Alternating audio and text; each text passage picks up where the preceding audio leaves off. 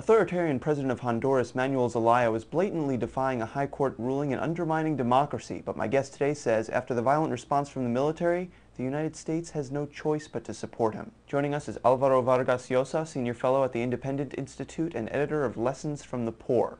President Zelaya says he was defending democracy. Do you believe him, and do you support him?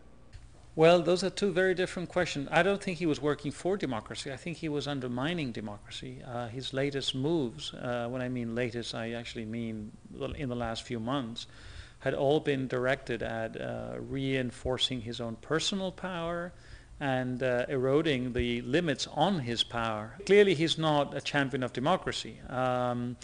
On the other hand, once you have a situation in which the military steps in and picks up the president in his pajamas and expels him from the country and sort of dictates the course of events, then clearly you have a situation that is irregular, that it's unlawful, and therefore we're all obliged to support his legitimate rule. Ideally, he should be reinstated, but he should not be allowed to go on with the referendum that he was trying to establish in order to do away with term limits. Until a few days ago, Zelaya was clearly the bad guy, and deservedly so. I mean, he was seen and perceived as what he was, somebody who was clearly trying to undermine democracy from within.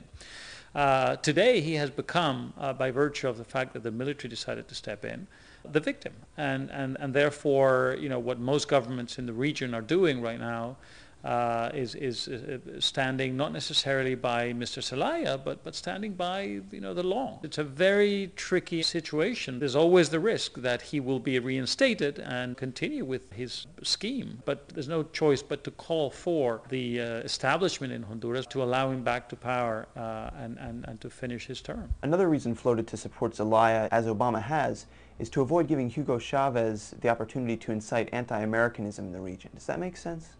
Yes, I think that's one way to look at it. Another way to look at it is you don't want, if you are the United States, Chavez and company, in other words, the president of Bolivia, Nicaragua, Ecuador, the Chavez allies in the region, to take the lead. Also in the news is the Argentine election this past weekend, which was taken largely as a referendum on the socialist economic policies of the first couple. Is the Kirchner era coming to an end?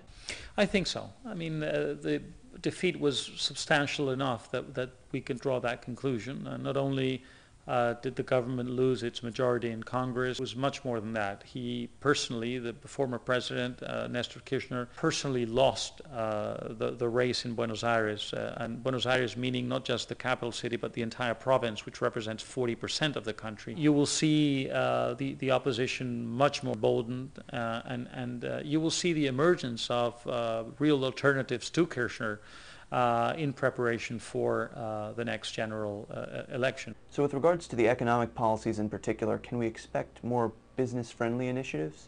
It looks that way.